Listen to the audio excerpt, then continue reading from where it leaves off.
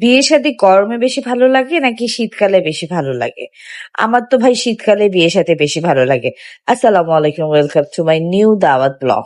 তো এখানে দেখেন আমার ছেলে একটু আমি ক্যামেরাটা অন করলেই মানে কিছু ফিল্ম করতে নিলে ও একদম দৌড়ে ছিটকে যায়। ও কেন জানি ক্যামেরার সামনে একদমই আসতে চায় না। তো আমরা চলে গিয়েছিলাম বিয়ে দাওয়াত খেতে।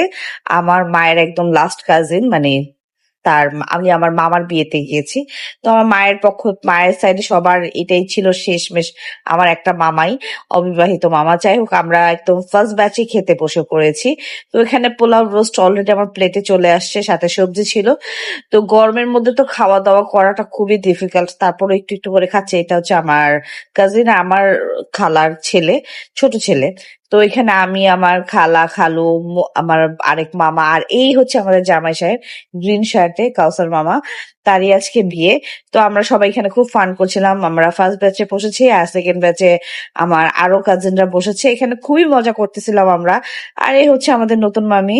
আমিও তাকে একটু অল্প একটু করে ফিল্ম করে নিলাম। তো বিয়ে টিয়ে খেয়ে একদম অস্থির হয়ে চলে গেলাম আমি আমার বড় মামার বাসায়। ওখানে গিয়ে আমরা একটু আইসক্রিম টাইসক্রিম খাচ্ছি।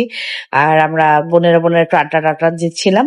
তো আইসক্রিম টাইসক্রিম খেয়ে হচ্ছে আমি একটু ঋতুর চুলটা কালার করে দিই। ঋতু আমার আরেকটা কাজিন, সবাই অলরেডি ওকে চিনেন, আমার মামার বড় মামার ছোট মেয়ে।